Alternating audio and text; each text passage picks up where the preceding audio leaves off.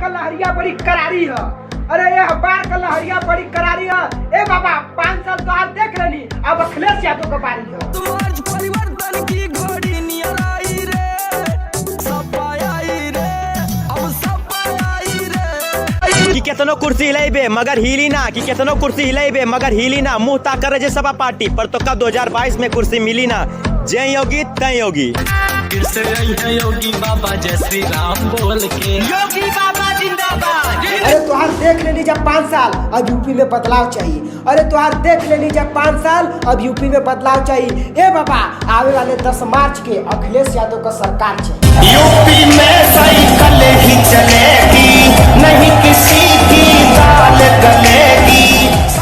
कि अरे फिर से निकल के आए धन जितना काला हुई, कि अरे फिर से निकल के आए धन जितना काला हुई। और तैसे बता दिए बजरंगिया, आने वाली 10 मार्च के सिर्फ हमारे योगी बाबा की बोलबाला हुई। जय योगी तय योगी, फिर से आई है योगी बाबा जय श्री राम बोल के। योगी बाबा जिंदाबाद। अरे न सूरज उगे पाई न कमल खिले पाई, भोरवे में साइकिलिया दिल्ली पहुंच जाई। अब की चिंता